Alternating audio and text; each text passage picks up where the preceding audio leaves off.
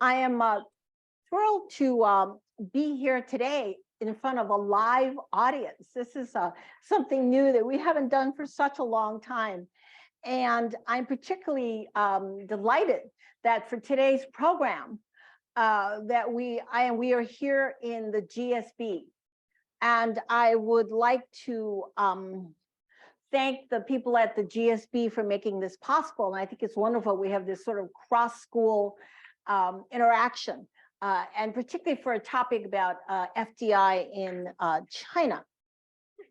Before we get started, I would like to just give a plug for upcoming events. And again, I think that for those of you here, some of whom I think may be the GSB students, that next week we're also going to be having a program on finance. Now, I think some of you may have heard that there are been bank runs in China, in the local state banks. Well, next week we're going to have Professor Adam Liu from the National University of Singapore trying to unpack for us sort of what has led to these bank runs in China. Adam is a Stanford PhD, and he is, I think, arguably now the leading expert on a topic that I think a lot of people know very little about, and that is the importance of local state banks in China. And then in November, I just want to highlight that we're going to have a special session on something that I'm sure everyone has been, I can almost say everyone is anticipating, and that is the upcoming 20th Party Congress that is slated to start on October 16th. We're going to have our panel on November 16th, so this is going to be great. We're going to have leading experts from the US, China, as well as people on the ground, a person on the ground in China talking about this. So now so please go to the China program website, has a full schedule of all of our great activities for this quarter. But now let me turn to today's program. China, I think every single day I'm amazed as somebody who's been studying China for a long time. Never have I seen sort of so much news about China. And it is a topic that I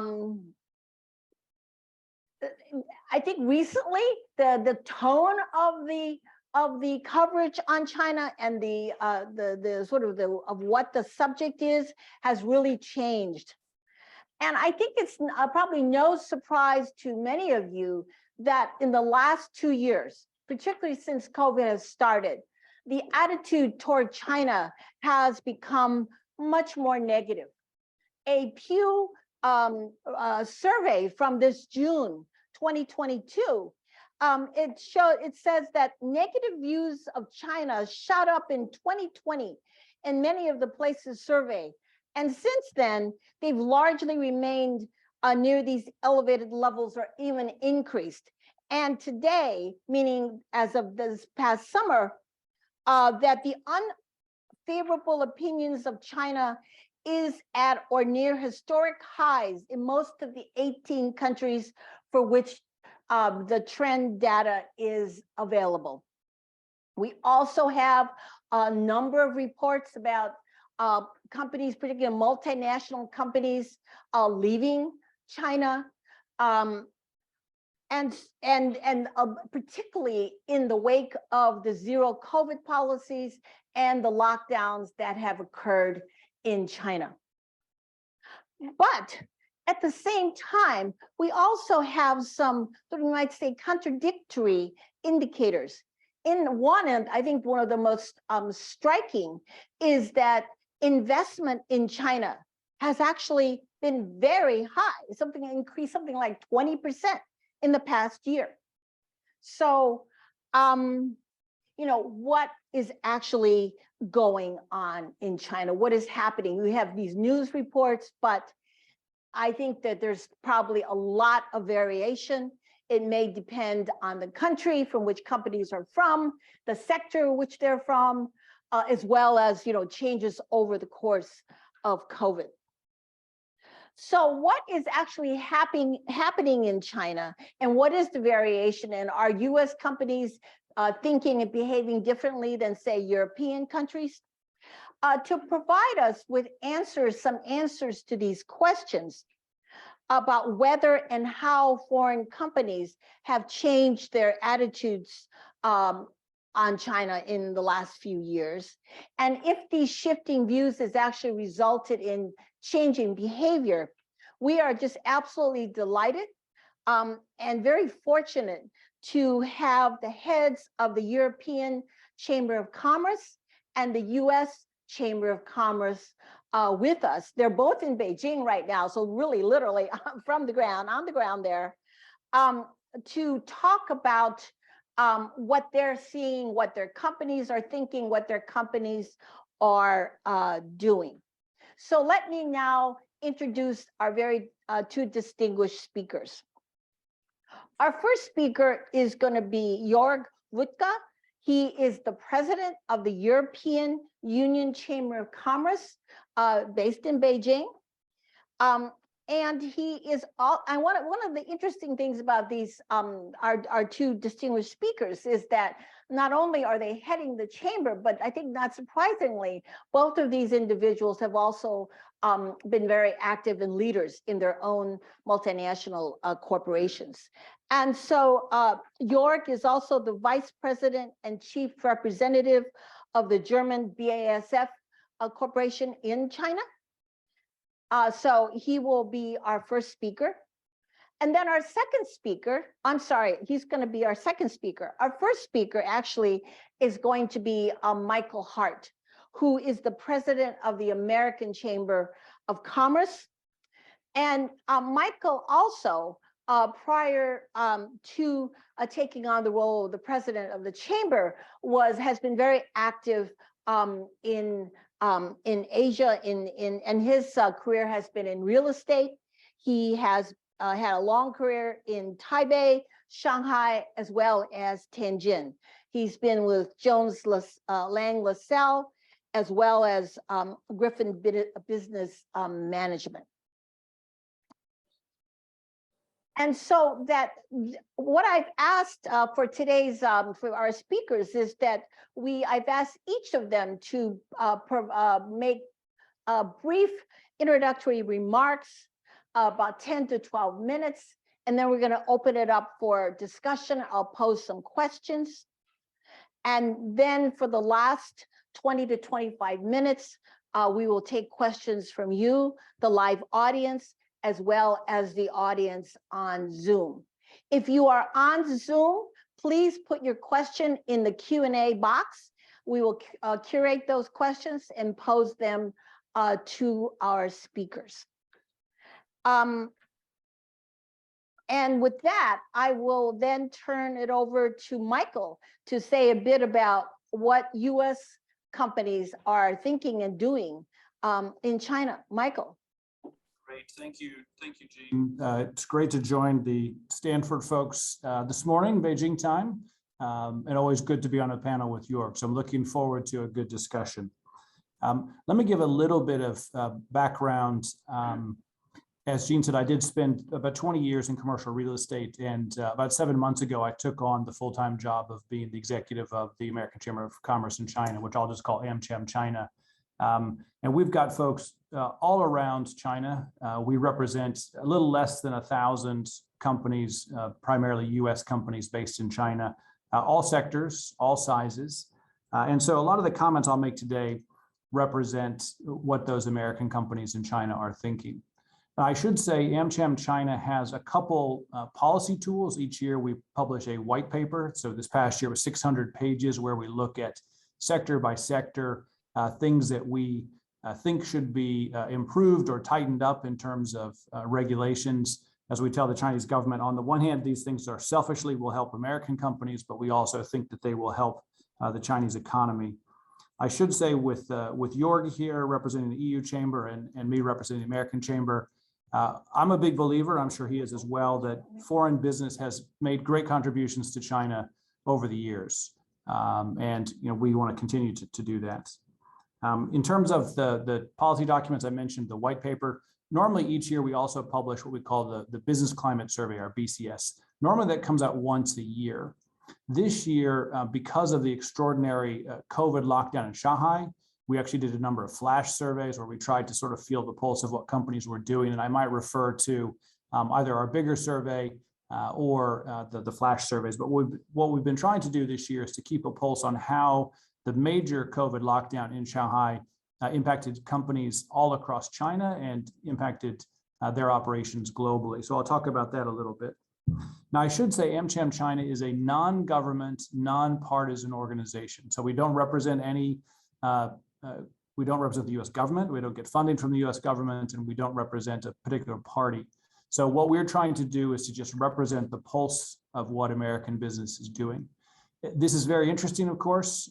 Jean mentioned, tensions of anti-China feelings in the United States. What we're finding is the United States government and the Chinese government are not having a great deal of direct talks.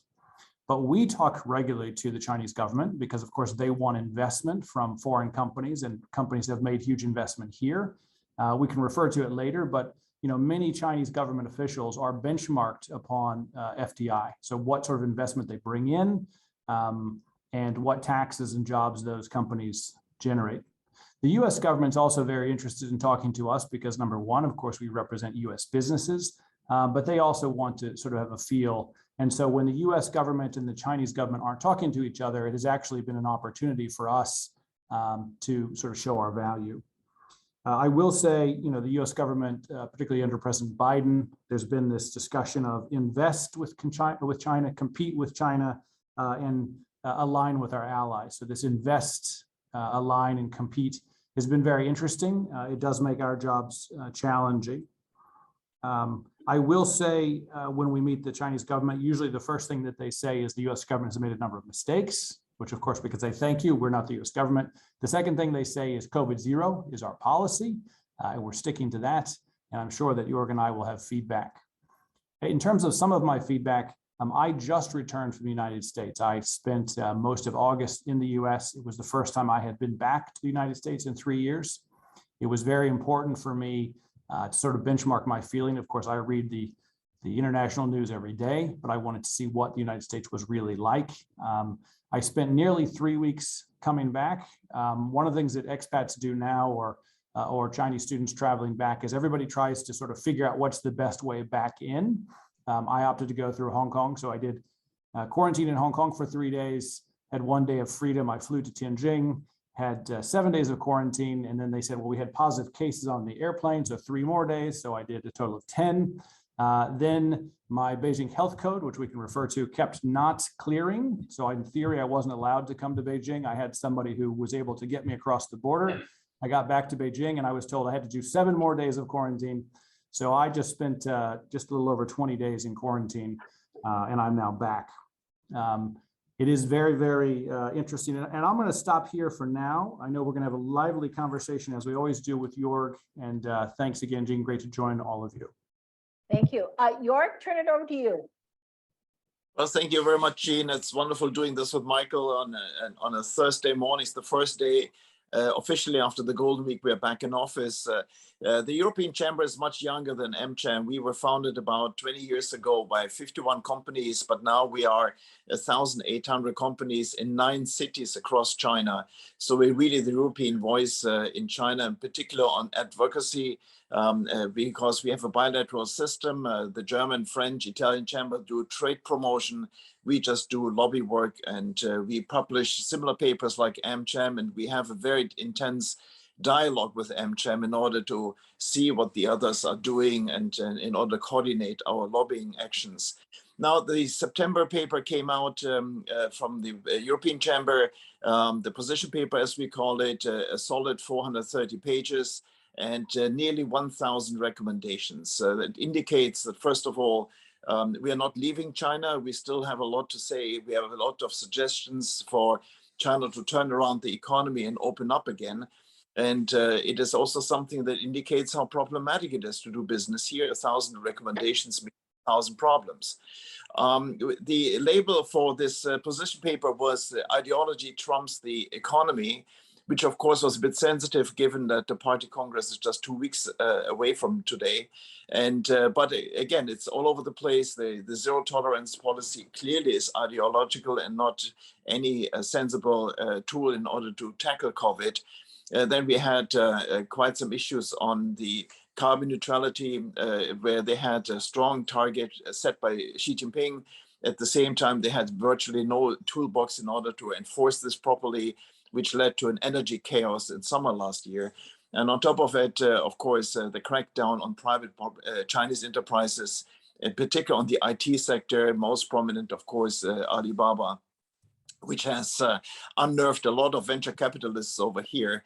It's not just us taking an ideological hit, but actually the Chinese private enterprises are far bigger impacted. Well, what it does to FDI is, of course, China is a huge economy, but a very small market. Jean, you mentioned the FDI figures went up. Well, if you have 50 to 70% of Chinese money going outside China and coming back again, then of course it's FDI, but it's still Chinese money. And as a matter of European investment in China is just 3.8% of the mix. So we are in the same league like the Cayman Islands, Samoa, and British Virgin Islands. So not much to write home about. We have seen over the last years an incredible trend line that Rhodium, this consultancy in New York, has found out that the big 10 European companies, including my own BASF, basically stood for 50% of European business into China for many, many years. And over the last 3 years, that turns out to be 75 to even 80%, meaning that the big guns stay in town, the big guns put more money into. Why I'm here so big with investment is because chemistry is 50% of the global market is in China. So if you're not at the table, you're going to be on the menu. So in a way, we have to clearly see that the town tech companies do not necessarily represent European investment, because the others are putting the operations on autopilot. They're hanging in there, they're staying here, but for new investment, for new ideas, where the CEO can fly into open places like Vietnam, Malaysia, Indonesia, and so forth, they're putting the money elsewhere. And that's a trend line that worries us, of course, because this country still has a lot of potential. And when you look into the European data set, it's in the first quarter, it was even more extreme. We had 4.5 billion euro in investment, so not too bad. But 3.6 came from one company. It was BMW buying out their partner Brilliance in Shenyang. So as a matter of fact, one company stood for 80% or 85% of European investment in China in the first quarter. The second quarter was slightly better when it comes to the mix of companies, but still only 1.2 billion, a fall of 72%. So clearly, we have a problem over here. And again, whenever when I said this in my press conference, that European investment is declining, of course, the Ministry of Foreign Affairs was very unhappy about it. It says, but it increased by 123%. But as a matter of fact, it was just one company that made this jacked up figure. And we had BMW in an acquisition, so not a new greenfield investment. And it's also interesting to see, last year, Europe invested between 8 and 10 billion euro into the Chinese economy. We did 20 times more in the US. We invested 160 billion dollars into the United States. So in essence, Europe invested more in Texas than Europe invested in China. And of course, there's a little mismatch there. And of course, it's the openness of the economy which keeps us away from bigging investment in China. The majority of our business in the US is acquisitions, whereas in China, it is greenfield, because acquisitions are very difficult. We had a recent case of a company, Stellantis, which is the third largest car company in the world. It's Chrysler, Fiat, Opel, and other companies, Peugeot. And they wanted to actually buy out their partner in Guangdong, likewise as BMW did with Brilliance in Shenyang. And the Guangdong government wanted it, Ministry of Commerce wanted it, but the Planning Commission said no. So Stellantis, basically, the CEO very loudly said that I'm leaving China. So that was the first high-profile European American company saying enough is enough, I'm leaving the country and go elsewhere. Otherwise, again, the big guns stay, expand, the others on autopilot, and new businesses elsewhere. Thank you very much. Let me just quickly then, just Michael, I just wondered if you could say a few words to tell us if, in fact, you see a similar transcript. It was extremely useful, Jöerg, to break down these FDI numbers to actually figure out, how much was basically Chinese round tripping and actual, European investment. So what's going on with the U.S. firms in this regard? Sure. Thanks, Jean. One of the things that Jöerg mentioned was when he did his press release for his recent report, and this is always interesting. When we did our reports earlier this year with the Business Climate Survey, the Chinese media will pick up on one set of data and the foreign media will pick up on a different set of data. And one of the things that we did ask companies, are you planning to leave? And generally the number of companies planning to leave is quite low. I sometimes don't like this question because if you think most investments are in manufacturing, most companies would come to China with a 20 to 25 year plan for a single investment. And so if you have 2 or 3 bad years, you're not going to close a factory where you've invested millions or tens of millions or more dollars of equipment. And so in some ways, that's sort of the wrong question to ask because people aren't picking up and leaving. In terms of FDI, what I think is important first to understand the cycle. When a company wants to invest, they normally will do some research, and it will be between, my experience, 3 to 5 years between when the company starts to be interested in a market to when they can actually invest.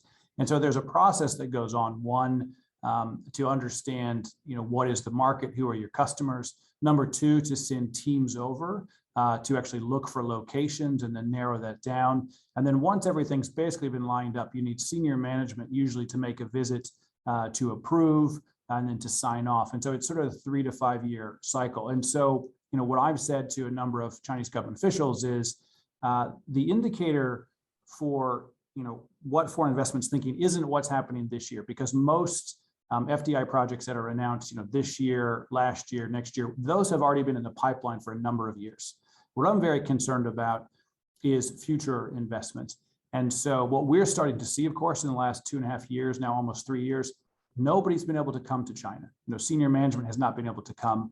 And so even if people are interested in the market, they cannot come, they can't get here.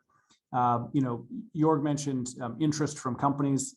I think in our recent business climate survey, it was something like 61% of companies said if China was as open as the US market was, they would be willing to invest more. But there are a number of restrictions that make it difficult for them to invest. And now travel, more than anything, travel restrictions mean people have lost interest in China.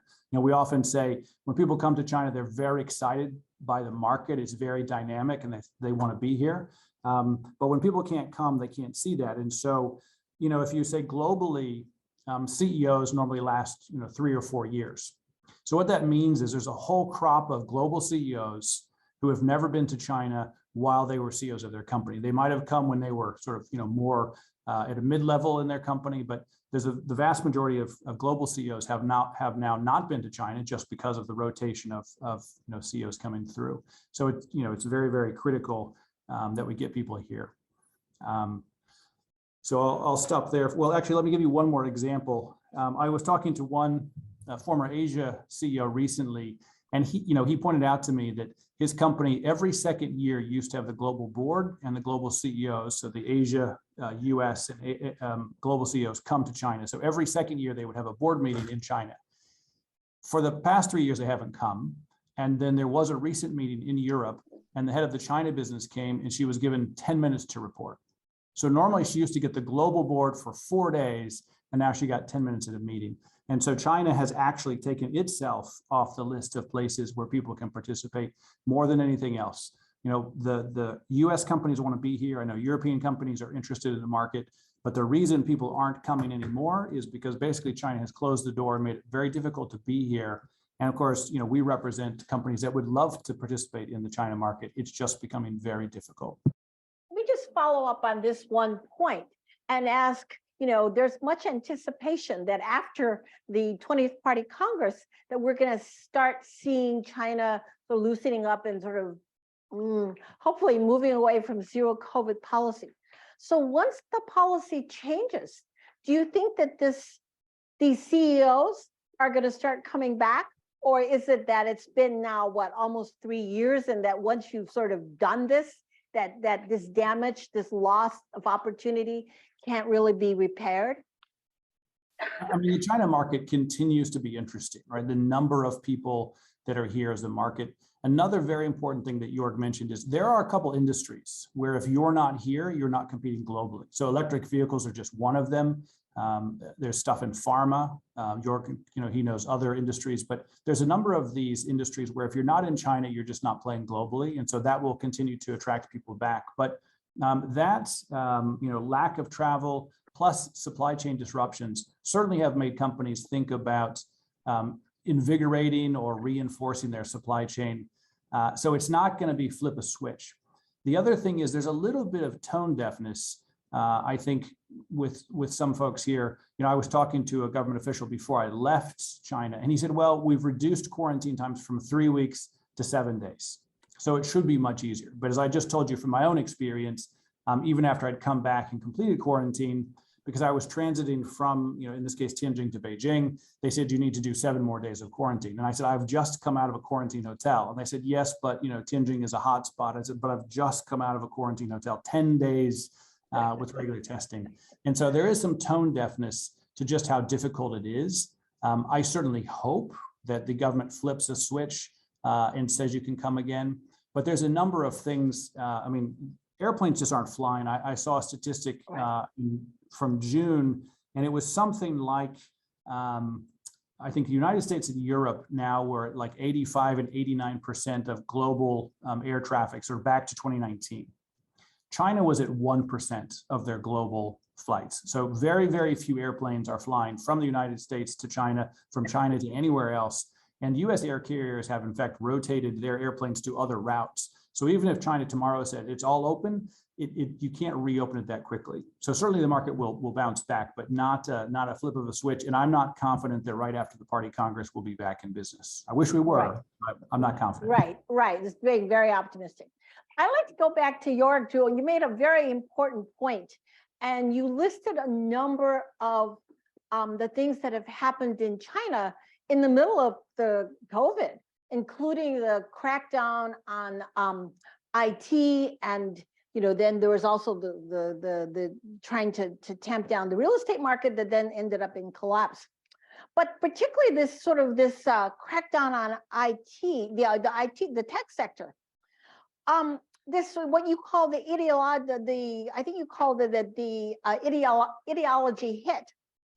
How do you think that is going to actually affect some of the long-term thinking of companies? And the report that the EU wrote, I think was really interesting. I think you used the analogy of business class and economy class, and that those in the business class were the companies that really sort of had to be there, and they were all really, I think today you call them the big boys. So even for the big boys, when you have this sort of the resurgence of ideology, how do you think this is going to affect the thinking and behavior of companies, even the big boys?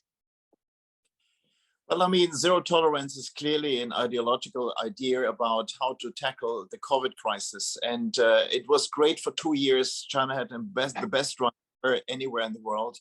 But zero tolerance buys you time. Buys you time for what? For vaccinations. And vaccinations didn't really happen over the last 12 months. So basically, China actually missed a great opportunity to come up, and having vaccinated everyone can open up the society and be part of a global traveling and business set. But they missed out on this one. They kept going. Zero tolerance is a KPI for local government leaders that they have to follow. At the same time, they have a conflicting KPI, meaning keep the economy running. But if you're a city and you have 10 cases, 20 cases, you have to do a lockdown, you might lose your job. If you are actually not really helping the economy because you focus on COVID, that might show up in 1 or 2 years from now, so no problem. So the attempt by local leaders clearly is to be as diligent as possible and overbearing as possible in order to crack down on COVID. And again, that is an ideological thing, and it's coming from the boss. Number one has clearly outlined this, and we can't get out of meetings including with the prime minister and other ministers that clearly indicate that they don't like it either, but even they can't change it. And they see the damage it does. And the damage then translates, of course, now into unemployment, slower growth, and erosion in sentiment. Right. And it's going to be very interesting when that actually is going to make the top leadership change tune. Well, I would like to know, because it's very hard to know. I mean, what you just outlined is very much right on. But I would like to know, when you've got these overzealous local officials who are really trying to please the boss in Beijing, does this somehow also affect the way they deal with companies that happen to be in their locality? No, they try everything in order to keep the economy running, but at the same time, when it comes to crunch time, it's locked down. Companies in the manufacturing area might have a closed loop solution, meaning we keep the workers in the factory. In Shanghai, we had this for a stunning for 8 weeks. Where they couldn't leave the premises, and we couldn't even exchange these people because nobody in the district wanted these people in the compounds and the high rises anymore. So manufacturing might do well, but manufacturing is for a purpose, meaning we sell stuff. And that's, of course, where retail went down, where transportation was a problem. The service sector really took a major hit. And I think that leadership, again, is a little bit more detached from reality. That's my observation. There is an echo chamber at the very top. Everything is perfect. In particular, in the run-up to the party congress, normally everything is just very nice. And now the reality is quite different. They are having an unemployment problem. They have a slowdown in the real estate sector. They are found to be in bed with Putin at the wrong time. So in a way, it's all happening before the party congress. And again, propaganda camouflages that. And that is what worries me, is that actually the decision to take in order to get the economy going again has been postponed because there's so many other issues on their plate. Michael, I'm just wondering if, you know, what's the American companies that are there, and particularly the point that Jöerg was just making, you know, this run up to the party congress, they're going all out to try to revive the economy. Does this somehow extend to multinationals? Are they somehow trying to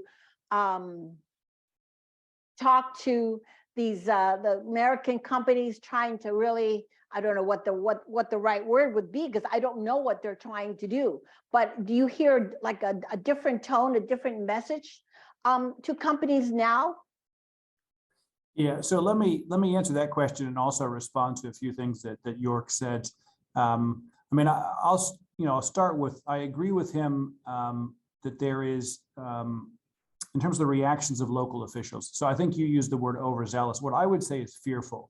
I think there are a lot of government officials that don't want to approve, you know, more travel, or they want to be more extreme in terms of, you know, limiting people's travel or having lockdowns because they're fearful for their jobs. And I think that that's very dangerous. Normally, the local officials would be very focused on, you know, FDI, very interested in seeing companies who can come and create employment. They're still very interested in that. We get a number of phone calls from local officials who say, you know, please come see us. But it's very difficult for us to travel out of Beijing if we want to get back in. So that's one thing. I will also echo something that Jöerg said. You know, China has big data. They have a great big data system, but you sometimes wonder what it's telling them, because I'm starting to hear from, you know, a lot of frustration across the board from multinationals who would like to bring more people in, but they can't convince people to come to China anymore, or to people that want to hold events. And also from, you know, folks on the ground who feel very frustrated by these constant lockdowns, because it's very hard to run a business. You know, Jöerg mentioned business class versus economy class. If you look at big companies versus small companies, so SMEs, whether they be foreign SMEs or local SMEs, are really hurt because you just have no consistency, no clear path. Will you be open tomorrow or not? You know, there's some of our SMEs that I'm watching, even over this Golden Week holiday, which normally is one of the best shopping weeks in China. So October 1st to October 7th. In some cases, that's 1/3 of a company's, you know, annual revenue. This week, some places have been completely shut down. And so the SMEs are really suffering. You can see it in things like restaurants and little shops that you walk past that, you know, used to be open, were open for years, have now closed. So there is, you know, a lot of frustration there. One thing, you know, companies have made big investments here.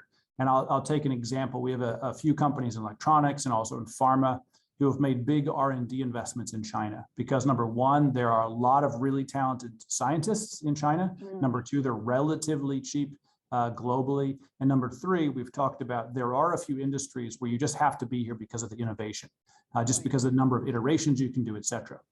And so the travel restrictions have been difficult for expatriates. They've also been very difficult and very damaging for these Chinese scientists, because normally as part of your development, you would be rotated through or at least visit, labs in the EU, labs in the United States. And so these folks have had their careers impacted because for the past 3 years, they haven't been able to travel. They haven't been able to see home office. And it's, a number of really talented Chinese scientists who work for foreign companies are just as impacted or more than the foreign expatriates. And so in some ways, the foreign companies who put their R&D here are asking the question, did we make the wrong decision by making such a big investment here because we're no longer allowed to really maximize that. Let me just, if you will, I don't know if you can, but one of the U.S. companies that sort of has made big news and apparently made a huge investment, and they just completed a huge plant, is the Tesla plant in Shanghai. And so this was again in the middle of COVID. So can you say a bit about sort of how that all happened and what that might say? Yeah, I mean, I can't speak to specific individual companies, right? But I can say there are companies that have an interest in investing. What we need to do is to make sure that path, number one, is clear and easy to get folks in to look at the market, and number two, the Chinese government needs to be very careful about how it talks about its future development. There has been something called sort of dual circulation or domestic investment, where the government has said they want to create some national champions, or they'd like to see China relying less on the world. But we live in a very global market where everybody sources from everybody else, and there have been some signs recently where, on the one hand, China wants to build up its own market, no problem with that. But there are a number of companies who've said that they're no longer allowed to, play in certain spaces. I was talking to an electronics company recently who said that, their clients used to be the big Chinese banks. They've now been encouraged to buy from local suppliers. And so, this company's been shut out. And they said that, our customers, our Chinese customers, would like to buy our products, but they're not allowed to. And so that is a concern. But there certainly are a number of sectors, EVs are one of them, where foreign companies would love to be here. And, some companies are making that investment, but just the travel restrictions and uncertainty around COVID-0 is making the entire investment market very challenging. Also, I'd like to pick up on a comment that you made, that sometimes you think that there's some sort of tone deafness in China, and I'm just wondering, have you gotten any indications that people in China are in fact concerned about the increasingly negative overall view toward China that you're seeing in different parts of the world, that at one point were much more positive toward China? I don't know if Jöerg or you want to take this first? Why don't you go first? Okay. Yeah, I didn't see anybody being concerned about the Pew survey, frankly speaking, because first of all, the internet is pretty much blocked.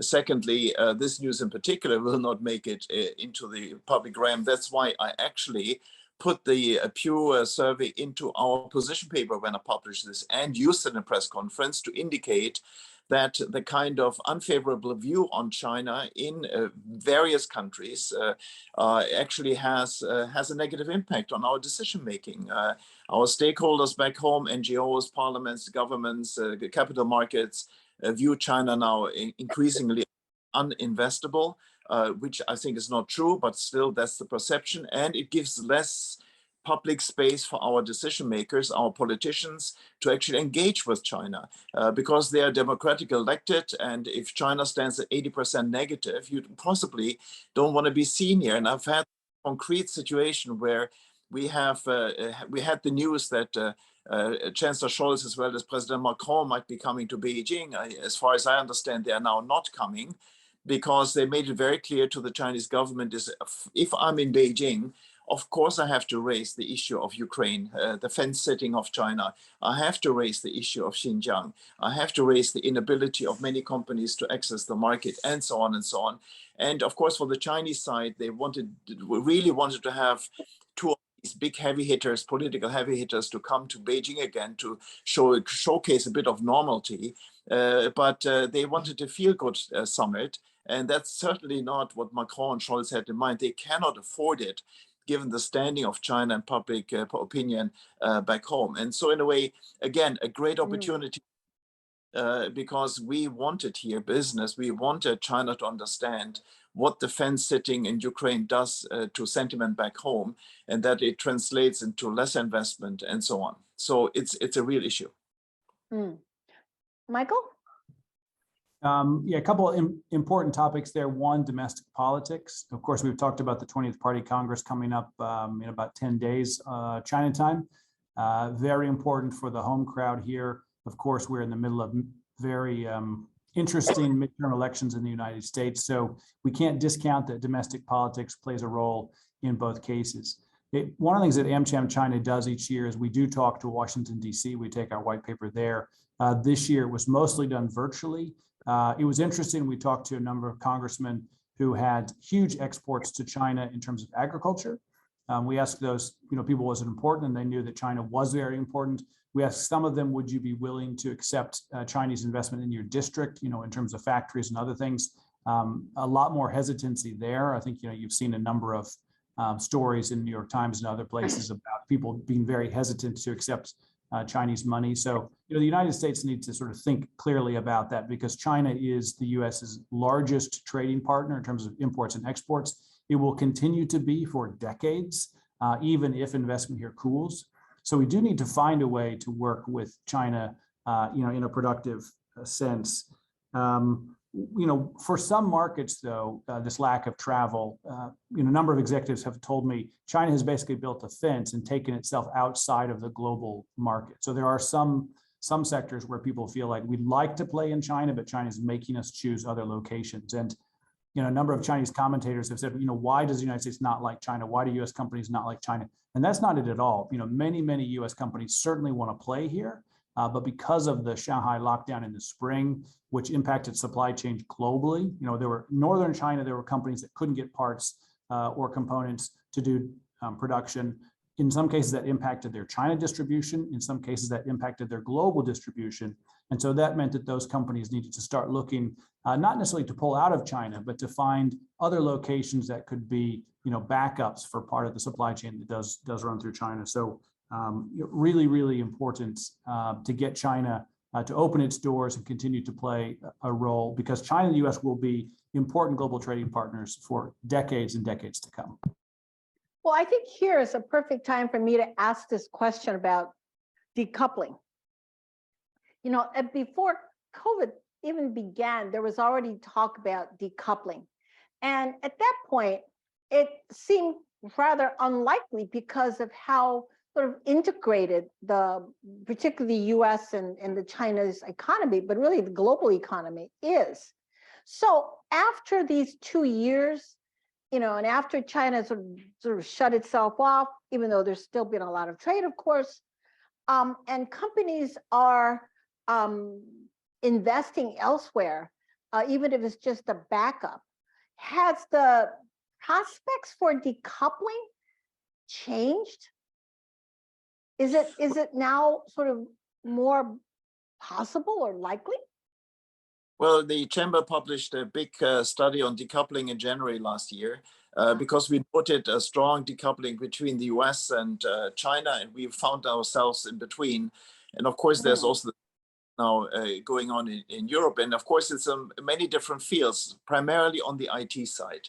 China insists on secure and controllable IT systems, software, and that of course means Chinese machinery, machine hardware. And that of course makes it very difficult because most multinationals are running global systems. And so we are now trying to separate these kind of China operation from the global operation, of course, at a very high cost. And then, of course, the decoupling also be given some legal developments. You have to disclose the data sets when you have a certain amount crossing the border. And of course, when you do R&D, you have a lot of data set that you're trying to run by headquarters or different R&D centers globally. And the last thing you want is to actually have your research data being filtered and scrutinized by Chinese organizations. So again, you think about how to do this differently. And then decoupling, example in the machinery field, where European companies get told in China, you have to produce machines that sell to us without any American component in there and no American software. And we have this Buy American thing where European companies in the US get told you can only sell this machinery in the US if there's not a single Chinese component and software in there. So the way you have these companies looking at the market and say, okay, I have to produce 3 items in order to fulfill global preconditions. But what is more concerning is the mindset decoupling, meaning if you have signed up in August 2019 to study Chinese, you possibly have never seen the country where actually you showed interest in language and culture. And you might graduate this year or next year, and then basically have a disconnect there. And we have that happening in Germany, for example. We have lots of people signing up for Japanese and Korean, and we have an incredible decline in interest in Chinese language and Chinese culture because they know that it will be very hard to visit the country of their interest. So we are developing a gap in understanding that certainly will be very prominently on the radar in about 15, 20, 30 years when these people are in senior positions and supposed to be understanding the Chinese culture, being the communicator, and then all of a sudden we have this COVID-induced gap. Michael? Yeah, I mean, Jöerg touches on a very important point. There was recently a speaker visiting China who made the remark that he had got his start in China in the late 80s as a student.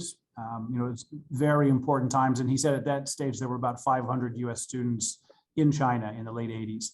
And he said he'd done a sort of back of the envelope tally, and there were also currently around 500 US students. So, we went through, there were thousands and thousands of US students in China, as Jöerg said, because they had an interest in China, they had access to China, and that made those people, career-long China experts, if you will. And right now, the concern about long-term prospects is that US students can't come to China. Because of, I think, news, a number of Chinese students has declined going to the US, although there's still over 100,000 US students getting visas each year to go that way. So I'm glad that the US is open at some level. I'd like to see the US continue to bring in, Chinese students because, one thing Jöerg talked about, there's a disconnect sometimes between what the government says and what people see on the ground. There's also a disconnect about what you see in China versus what you see outside. And that's why it was interesting, when I traveled recently, China, in the news in China is everything about, the United States and politics and Europe and politics. When you go to the United States, you don't hear that much relatively about China. In some ways, I don't think the US is trying to decouple from China, but again, China has taken itself slightly out of the game just by closing the door.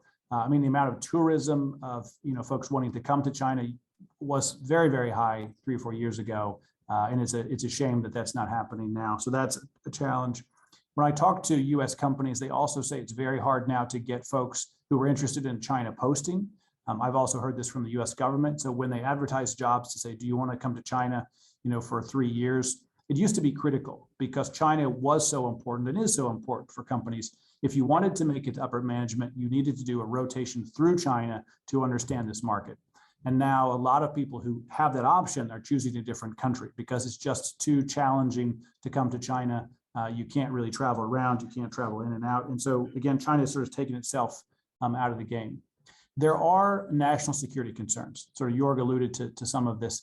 There are some technologies that China wants to restrict from foreign investment participating in. There are some technologies that the US doesn't want US companies to sell to China. There are some national security concerns. We think, though, that if that was as narrow as possible, if the countries would focus and make that as narrow as possible. There are plenty of ways for all of us to cooperate and for us to have global supply chains. But right now, national security concerns and travel is just making it really difficult to do business in a lot of ways with China right now. I mean, on this, and today, I think it was today or today's New York Times, yesterday's New York Times, about the further restrictions about sort of technology to the being sold to China, or products. What Jöerg was mentioning, but I wonder if I could just sort of press you on that a little bit further. If you're a company, whether a European company or a U.S. company, you are part of a global economy, and products have parts made in different parts of the world. So, I mean, realistic, can you just sort of tell us, how does a company deal with these, what clearly are very contradictory regulations from a perspective of a company, of a manufacturer? Yeah, of course we hate it. I mean, we normally try to the efficient and most economic solution is, and then put the money on the ground and get going and try to find the best equipment to go there. Now, all of a sudden, we have to look through sanctions lists. All of a sudden, we have to look through the number of suppliers. Is anybody on the sanctions list? And again, this has been amplified by the fact that we have a hard time getting our people in and out of here. In particular, what Michael was stressing, that we can't really easily have our Chinese engineers visiting headquarters. And that leads to a very strong travel activity into other countries. So we hate to have duplications. We don't want complexity in our organization that always increases cost and so forth. But no choice, because China does not have an exit strategy. Again, this whole opening up process is totally unknown to us when it's going to happen. And again, even Party Congress over, even NPC next year in March over, still China's population is immune vaccine naive. There has been no herd immunity. And again, to get the population to a point where actually China can afford to open up, by any measure, takes between 6 and 9 months. So we are definitely expecting China to remain as closed as it is until summer next year. And that means another year is nearly lost. And so the Party Congress actually comes out and says strong vaccination. We need vaccination. That's about it. In this study we've done, position paper, we indicate that we wrote a letter to the Vice Premier in April saying we want the Singapore model, strong vaccination 60 and above, a good mix with mRNA. We don't have mRNA in China. And on top, keep people at home if they're symptomatic. Don't put them through the terror of putting them in hospitals, and nothing happened. And then we looked at the Singapore in and out data for flights to showcase how all of a sudden Singapore was back in business. And Singapore has about 3 million arrivals and departures every month. China has 140,000. So if you take the first year, half a year, Singapore in comparison with China, so the city of Singapore in comparison to the continent of China, Singapore in 1 week had more traffic than China. By the way, I just want to, I don't think I mentioned, but Jöerg is also on the advisory board of Germany's Mercator Institute for Chinese Studies. So they've done a lot of good reports coming out of there. Michael, did you want to?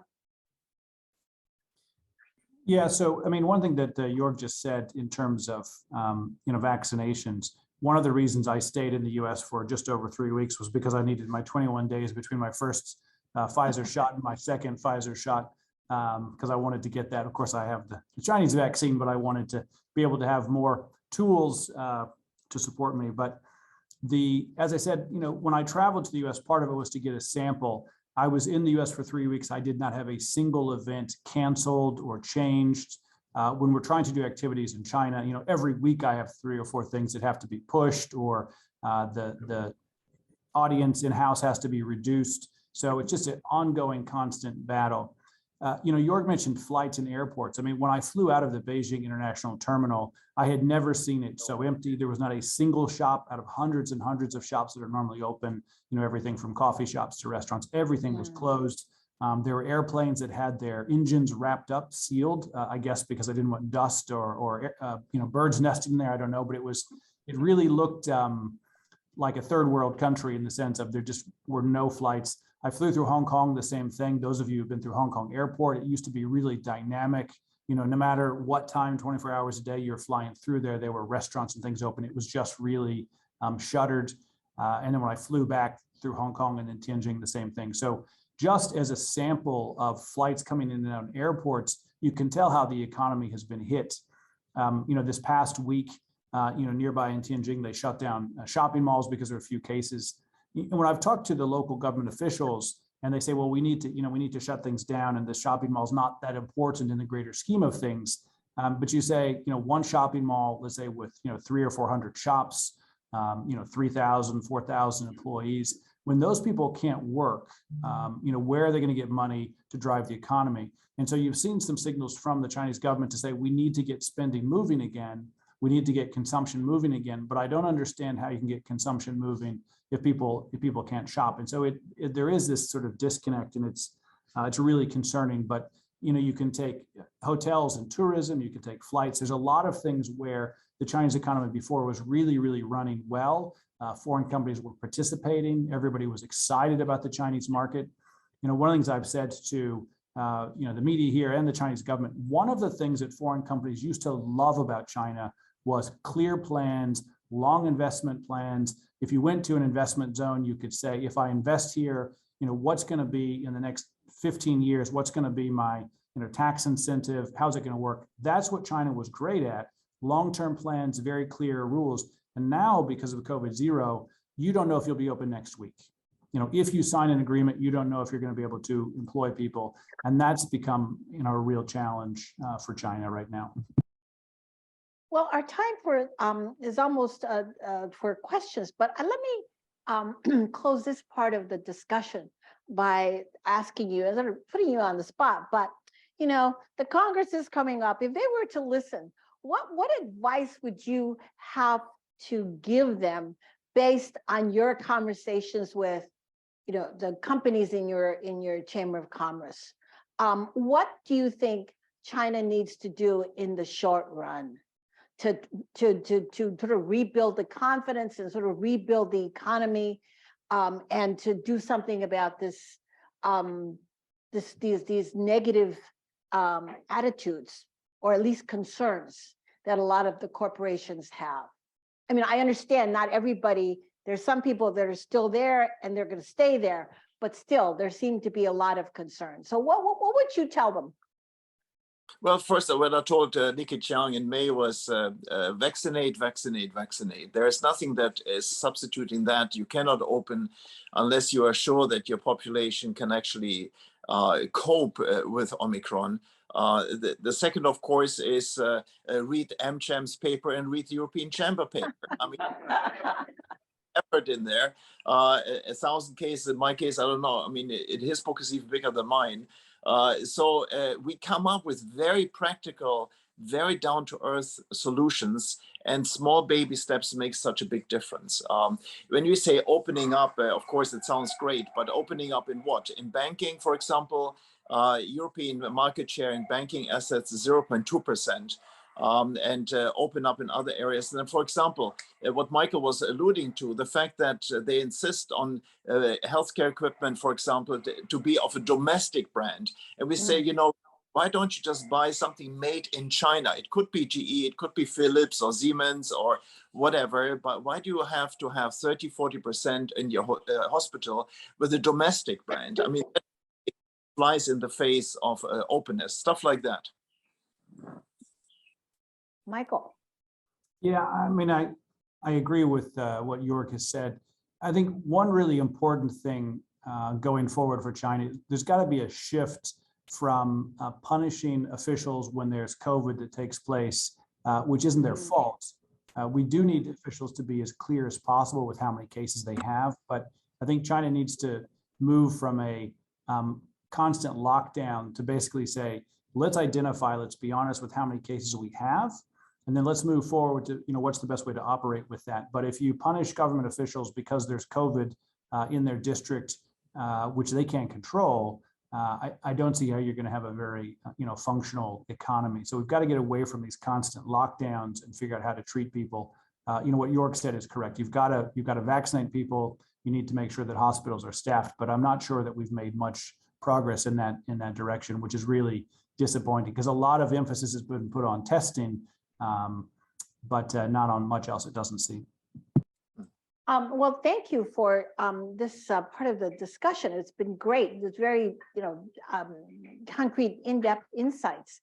And I'd like to now then open it up for questions from first, I'll open it up to the people in the room, and then we'll take questions from Zoom. Yes. Okay. Thank Please, when you quickly identify yourself and speak up so that we can hear. Okay. I'm Zeng from CIS Department, Center of East Asian Studies, and thank you very much for illuminating speech. And I have one question for Mr. Wuttke and questions for both of you. So I do read the letter that you submitted to Premier Hu Chunhua back in April 8th, when a friend of mine also worked in the State Council told me that I was really impressed and I'm personally very grateful for what you have written. And I have a question for you to kind of related back to the spot. I wonder if you get any kind of responses from the State Council or Premier Hu Chunhua himself.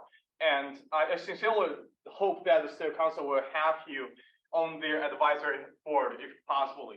And I also wonder, how do you estimate the transmission of supply chain from China to Vietnam, particularly according to the comments in your chamber, as well as the external sources that you have right now? Thank you. Well, I sent the letter in secret, of course, was not supposed to be disclosed, and I was shocked that later I sent it on Sunday, and Monday 11 o'clock Wall Street Journal was calling up and says, very interesting letter. And my suspicion increasingly is that actually people in the State Council leaked it themselves in order to kick out the policy debate, because again and again, I think there are two organizations that are free to speak up and set into motion a policy debate as AmCham and European Chamber. And we have to do this in order to give these people help. I was called in by DRC from State Council 2 days later, and I thought I'm going to get a massage. Turns out to be a 2-hour, very amicable meeting where Minister Ma Jiantang at that time was really open about the challenges. And again, it was interesting at the end he had to come up with this disclaimer, and we have to carry on with the zero tolerance policy. AmCham and myself and some other chambers were with Minister of Commerce a couple of days later, 2 hours, and the very open-minded and I must say incredibly supportive Minister Wang Wentao listened to us for a long time with all the grievances, was referring to the letter, was congratulating our letter. And so in a way, it really helped to kickstart a discussion, but frankly, I don't see any result. I don't see any attempt in order to keep people at home if they are asymptomatic. Again, I know that the State Council received a study in March with an exit strategy. So I knew that actually I have to come up with something. Yeah, I couldn't catch the whole second part of your question. I'm sorry. Oh, I wonder, how do you estimate the transmission of supply chain from China to Vietnam based on the information that you collected from the members of the chamber, as well as the external sources of information? So in other words, moving from China to Vietnam. Yeah. Oh, yeah. There is actually not moving from China to Vietnam or anywhere else. It's just keeping everything working here, putting it on autopilot, doing a little bit here and there. Again, the top 10 on the European side, like my company, I mean, we are establishing a $10 billion investment in Guangdong. Tesla has a big investment. Mobile does. So the big guns go ahead. What happens now is then companies from headquarters look at the future. They look at other markets. And so, yeah, it's China. It used to be China, but I can't get there. So let's do Malaysia. And India is very interesting. The fact that Foxconn is producing the iPhone 14 in India is absolutely amazing. And we see Thailand being very popular. And on top of it, of course, the complete discussion in headquarters on supply chain security. The ship that blocked the Suez Canal has really driven home the message. Maybe we should have stuff closer to home. And so they're looking at Eastern Europe again and Turkey and whatnot. And then, of course, the whole carbon neutrality discussion that happens in our headquarters, a pledge to be global neutral by 2030, 2040, 2050 means that you have to basically showcase that you have lesser carbon footprint for your products. And that might mean that you might not necessarily have to be in China, because 60% of utilized energy is still based on coal. They have great solar and wind, but at the same time, they still rely too much on coal. So if you produce based on coal, you might actually then subject to this carbon border adjustment mechanism that Europe is building up. So it's a mix of supply chain security, it's carbon neutrality, as well as just looking at difficulty getting into China that makes companies put money outside China, but not leaving China. Here, let me just ask perhaps a little sensitive question, but Michael, do you think that the Chinese government, do they listen to you more or less as the U.S. head of the U.S. chamber versus, say, Jöerg in the EU chamber?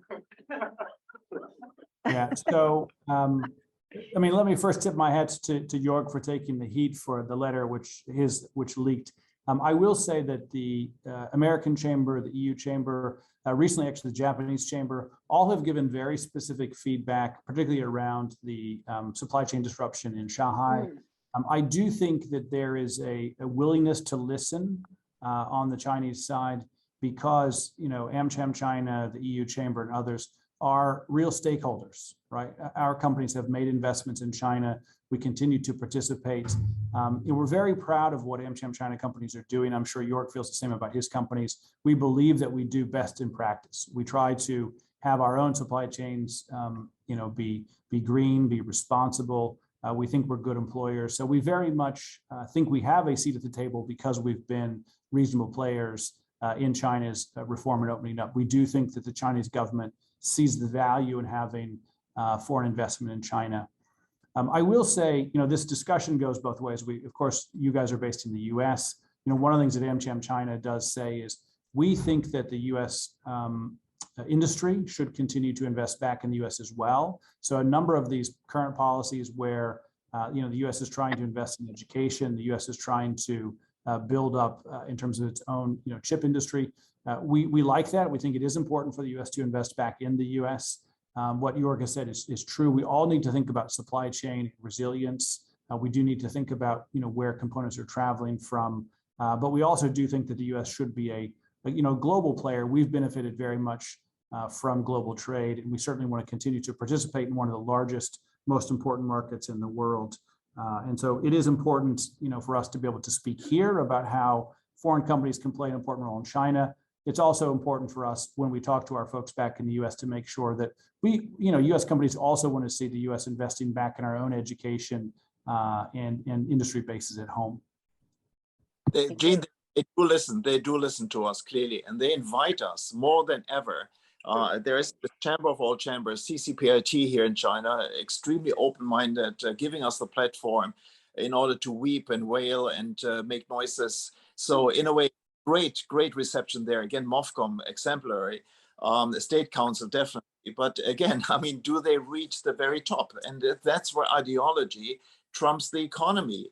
And how much more has to be, the damage has to be visible that they go into a different policy set. Again, I think everything boils down, to me at least, into unemployment, where people feel uneasy about it. And what the minister said to me on Monday evening at a dinner, he said, he worries the most about the sentiment. And as you talk about this kind of banking problem, Henan, Zhengzhou, that's sentiment. People used to have the confidence, yeah. My apartment gets bigger, I get more money out of this. This has been eroding and has to be eroding for many reasons. Urbanization is more or less over. And so in a way, it is something where the other vice minister was sitting at the table, said, we really have to tell our leaders to listen more to the market. And that's what AmCham Europe was all about. Here, let me just ask you a question. And I think, okay, you don't have to give too many details, but the people that you've been dealing with, because you both have been in China for a number of years. And so when you're invited to these meetings, the people that you're dealing with in these ministries, are they basically the same people you've been dealing with in the past before the policies, in other words, yes, in the say the last 5 or 6 years, are they the same people? Or have you seen a change? Different people, it's the same organization. And I would say what has really changed is the intensity and the frequency of meeting these people. They actually become proactive themselves. And again, I can see that, that they want to get this message across. Now, if they write a report and say we should do A, B, C, D, they might get criticized for going against the dominating party slogans and policies. But if they say that Michael Hart from AmCham came over and he was bitching and biting about A, B, C, D, we have to really look into this. I mean, that's then where Michael and myself make a difference. Okay. Okay, so one of the first questions was about, from the Zoom audience was, are they listened to? So that was, I think really got some very good answers then. In the room, yes. Thank you, Jane, first of all, for hosting this dialogue. It's very informative. And good morning, Jöerg and Michael. And my name is Fang. I work for Udemy. It's an e-learning platform. And we just entering China market this year. In fact, we just joined the 2 chambers together this year, and we're the new kid in town. Still have a lot to learn, and can you give us some advice and also some other companies interested in China market or just entering into China's market amid all the uncertainty? Thank you. Yeah, I mean, that's what chambers are for. You network, you meet people, you actually get good information on the ground. The AmCham has a better set on doing practical things than we do, because that's in our case done by German, French, Italian chambers. The trade promotion, the kind of contract and so forth. We are more limited than AmCham because we only focus on advocacy. So yeah, it's great that you have 2 feet and two chambers. Yeah, nothing beats being on the ground and learning by doing. Thank you. Okay. Yes, Jia Qingguo. Hi, this is Jia Qingguo. I'm from Peking University. I have 2 short questions to ask. One is to Michael Hart. From the chamber perspective, what are the differences between Biden's policy and Trump's policy? The second question is for both.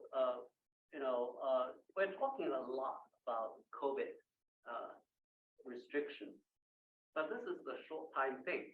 I think after the party congress, maybe after the Lianghui next year, things would greatly improve. But barring from this issue, what are the major challenges you are facing in China? Thank you. Michael? Okay. I mean, I should start by stressing, of course, AmCham China is a nonpartisan, non-political group. So it doesn't matter who the U.S. president is. Of course, we're here to advocate for U.S. business. I will say it was interesting.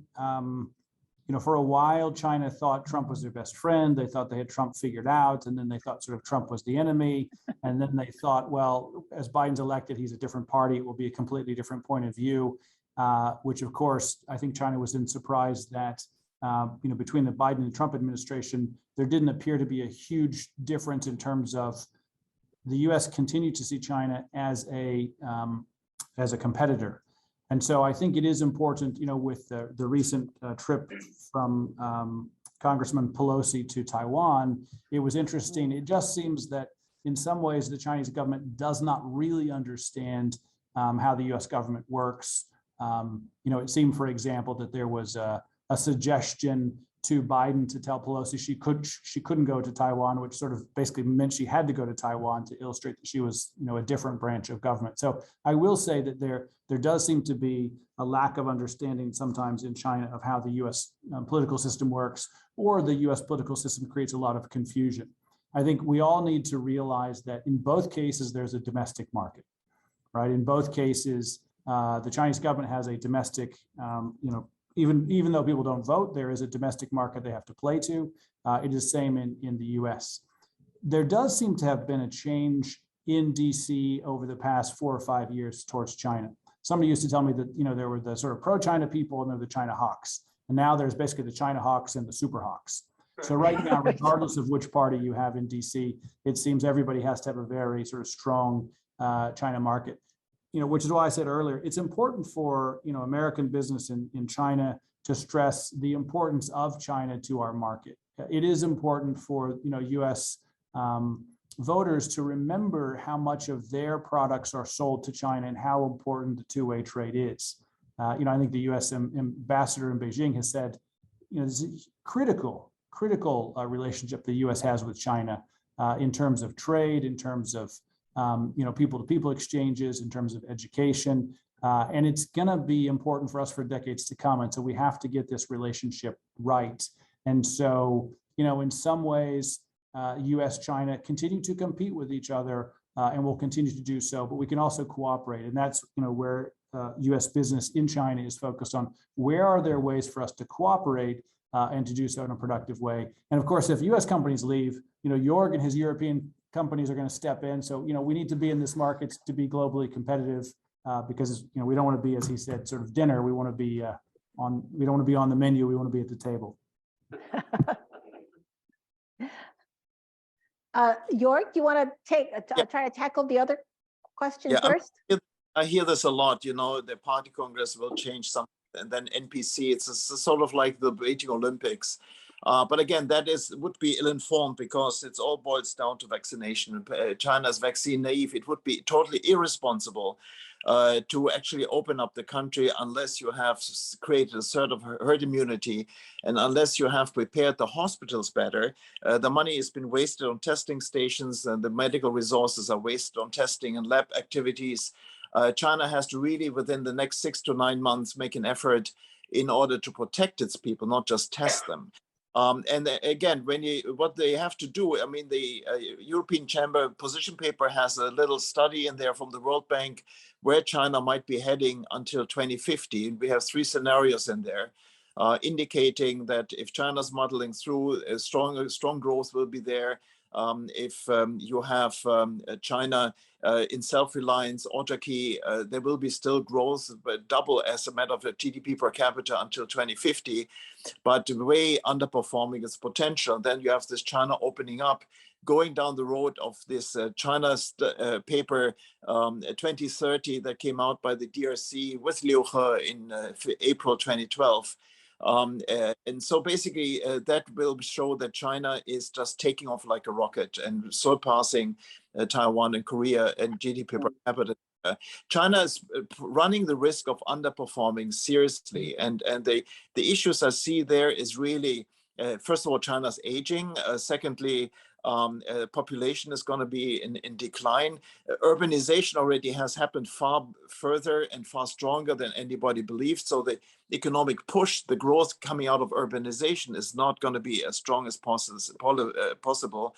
And then again, I'm the child of the Zhou Enji era, the kind of days when they discussed in great detail the virtue, shall we join WTO or not? There was a real policy debate going on, and I see absolutely zero policy debate anymore. It's just sort of like the only policy debate you have is from AmCham, European Chamber coming out. The rest is all very closed up, and do we please the president or whatnot?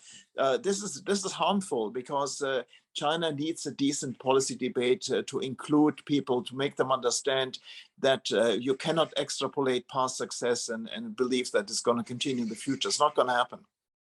Let me just intervene here a second and ask Jöerg, because you rightly talk about the need for people to be vaccinated before they can open. But Hong Kong, fairly quickly decided they were going to open. You know, they narrowed the quarantine period and then they basically opened. You know, do you think that? But then I think that in Hong Kong they made an effort to really go out and vaccinate, particularly the elderly. Do you have any sense that they're trying to do that now in preparation? No, unfortunately not. We have been doing a test. I do an event on the 13th of October, unfortunately in a difficult time zone for you guys, but it is clear that there's no big effort. And I hope when Party Congress is over that this will be signaled. Again, that's the hope, that they realize something has to be done. Again, in Hong Kong, they could change tack because after this miserable experience of having lots of elderly people dying because they were not vaccinated, I think they have started a real effort of vaccinating 60 and above, and had also the advantage of having mRNA in Hong Kong. It's available here in mainland, it's not available. So again, everything takes its time. You have to educate the people, you have to prepare the doctors and the nurses, and vaccination campaign is not as easy as a testing campaign. And that all takes us into summer next year. And again, China will be closed up. If it's 7 days plus 3, or if it's 5 days plus 5, I don't know what. But in essence, China will remain closed until summer next year. And we just have to live with this, that China basically is falling behind in international engagement and involuntarily opening up other countries' investment places for European business, for example. China is great in business promotion in Indonesia these days. Michael, did you want to try to answer Professor Jia's question about the other challenges besides COVID? Well, I mean, I think the frustrating thing, which Jöerg has started to express there, is that there are tools that China could use. Foreign firms certainly would love to participate in distributing their vaccines in China, or their medicines in terms of helping folks if they do get COVID. So there's a lot of frustration because there is technology and there are products out there that could help China deal with this. And so that's part of the very frustrating part, that and as Jöerg said, even if you want the mRNA in China right now, you can't get it. So that's very frustrating. I do think that the only thing that's going to change the mind of the government is if they continue to see really negative GDP numbers, really negative economic numbers coming. And so, this is why I said earlier, China's supposed to have big data.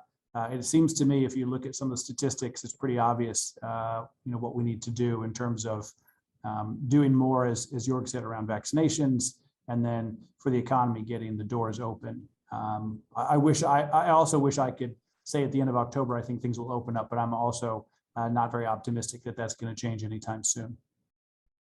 Okay. Yes. Hi, I'm Shu and from Waseda University in Japan. This year, I'm a visiting scholar here.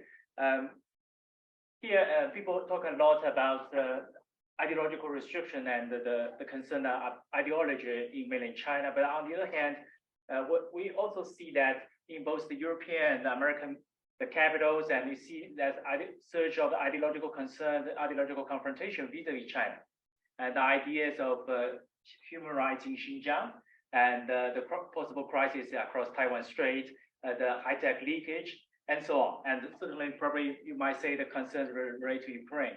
And I'm wondering how the ideological concerns, the worries outside China have an impact on foreign business doing in China. Thank you. Yeah, it's a big worry for me. Thank you for pointing that out, because in Berlin and Germany, we have a huge discussion going on. We are too dependent on China. Of course, this discussion is triggered by Russia, the gas and oil supply is missing out. And then you look at the data coming from China. I mean, China's selling again 3.5 million 40-feet containers in the first half of this year into the European Union. So maybe we buy too much from China. That's the discussion. And what happens if China basically blocks us? I mean, that's an ill-conceived discussion, frankly speaking. First of all, yes, we are dependent on China on mobile phones and electronics and furnitures and underpants and shoes and whatnot. But how much are you dependent on those? And that's not represented by trade volume. Actually, we should appreciate the fact that China gives us at good prices, great quality. What we should really focus on are these 20 product groups where we are deeply dependent on China, and in a way it could be blackmail that causes us problems. It's the so-called APIs, the pharmaceutical precursors. It's penicillin, it's vitamin B1, it is rare earth, it's manganese, and so forth. 20 products, so it actually in volume per year is less than $10 billion. So less basically than 1 week of import from China into the European Union. And sort of forget about the rest as we are dependent on China. China's dependent on us. We are selling about 900,000 containers into China. China sends 3.5 million. 3.5 is the ratio. And so there are 14 million people in China dependent on the European consumer, which is 2.2% of GDP. And if the European consumer, courtesy to Putin's war, goes into a recession, then you have a problem in Beijing. And so we already see that now, that containers movements go down, and that exports that has been a pillar of this economy, an unusual pillar because they should have other pillars of the economy, but they now focus a lot on trade surpluses. It's going to hit this employment situation at the worst possible time when they struggle with COVID and service sectors going down. Before Michael answers, let me just put in a related question from the Zoom audience, and that is, what effect have potential US-EU human rights due diligence regulations had on US-EU companies operating in China? Michael, well, I mean, or Jöerg doesn't, go ahead. Yeah, well, I mean, my company plants in Xinjiang. Of course, that's an effort where you have to prove that you are doing everything according to the book, and not just showcasing that you are fine within your factory gates, but also that you have screened your suppliers, that you have looked into your supply chain and your customers. And that is very, very difficult. Luckily, we did this in late 2019 when it was still possible. Now, no national accredited auditor will look into your supply chain in Xinjiang. Is simply A, by COVID difficult, B, it's politically sensitive, hence you have to run for the exit. So when H&M and Nike left, that's a very natural situation because you have a global pledge. And if you can't prove it, you have to leave. And I've been doing this point again and again with the Chinese leadership. It's like these companies don't make a political statement. They simply have to follow their own global pledge. If I can't prove it, I have to leave. It has a huge impact now on reputational issues that you have in capital markets. How much are you basically exposed? And all of a sudden, instead of looking at the market of China, you look into where are you having an overlap with sanctioned companies? Where are you basically anywhere close to forced labor conditions and so forth? It's a completely new dimension, and it costs us a lot of resources and time in order to showcase that we are fine. And some people are so fed up with this, they say, okay, I go back to Eastern Europe. I don't do this in China anymore. Michael? Yeah, I mean, Jöerg highlights a very important point, and it is that often foreign companies get pinched between different countries and their rules. I will say, every MCHM China company that I've met, and I'm sure this is true with the EU chamber, they want to be good corporate citizens, right? They want to do business the right way. They need to they need to comply with US rules. They need to apply it with Chinese rules, and so they try to be good US corporate citizens. MCHM China recently published something called SII, our Social Impact Initiative, where we actually showcased case studies of what US companies were doing in China, in some ways helping the Chinese government meet its own goals in terms of rural revitalization or having green supply chains. But our companies certainly try to be good corporate citizens, and often, as Jöerg said, we get stuck in the middle of sort of politics, which is exactly where we don't want to be. And so, if for whatever reasons, companies can't invest in certain areas, we'll do that. And this is why I said earlier, in terms of national security regulations on both sides, if the countries can be as clear as possible, we don't want you to invest in this sector, or we don't want you to play here, that's fine. But let companies compete for the benefit of the market and for consumers, in as many places as possible, because the invisible hand of the market has proven that global trade is a very positive thing. It's lifted people out of poverty and created a lot of benefits. I think there was a question earlier about ideology. I think it is really important for people on both sides, in China, in the US, in the European Union, to ask honestly, what's the benefit of trade? And I think in most cases, global trade has been very positive. As I said earlier, US farmers love to sell food products to China. It's very beneficial. On the other hand, Chinese investment in the US in a lot of sectors would also be positive. Why can't we see trade going both ways? We should welcome that because it ties us together, and we should be honest about the benefits in both directions. Well, our time is up, and I think that was an excellent note to end on. That we hopefully will see, I don't know the correct word, but this understanding about the need for continued trade exchange going both ways. And as somebody in education, I hope that this is particularly important in terms of educational exchange, but also in trade. So thank you very much, Jöerg and Michael. This has been a truly illuminating discussion, and I want to thank the audience, both on Zoom, but also in the classroom. Thank you very much. Good night. Take care. Thank you.